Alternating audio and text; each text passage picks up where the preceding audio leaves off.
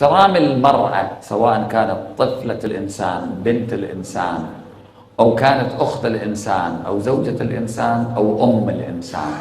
احترام المرأة في الدين له مقام كبير جدا.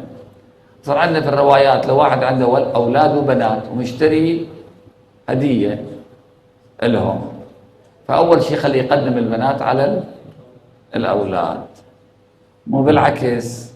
كثير من الآباء يحقرون البنات، يحبون الأولاد.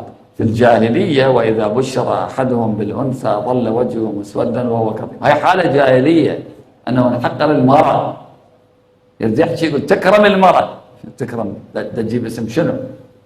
هاي المرأة إما أمك وإما أختك وإما زوجتك وإما بنتك. أمك على أقل التقادير. تكرم المرأة يعني شنو؟ تجيب اسم حيوان، اسم وحش، اسم شنو تكرم؟ لازم تحترم المرأة.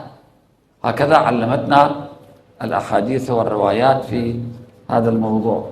زين، قضية البنات، الأولاد من نعم الله، ورب العالمين يحاسب على نعمه، يعطيك نعمة يحاسبك عليه. بس البنات شنو؟ رحمة. الله ما يحاسب على رحمته.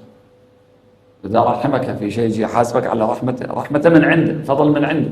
على فضله ما يحاسب العباد، بس على نعمه يحاسب. تكريم المرأة منذ البداية، لأنه المرأة إذا أنت ما أعطيتها شيء ما عندها شيء تعطي بعدين. يعني يوم اللي تجي البنية للدنيا هي عبارة عن مسجلة، شوف شنو تسجل فيه. زين، هاي البنية ايش قد ما ترحمها، ايش قد ما تحترمها، بكرة تيجي ترحم أولادها، تيجي تكرم أولادها. أنت الآن تربي أم في صورة طفلة صغيرة، في صورة طفلة صغيرة تربي أم.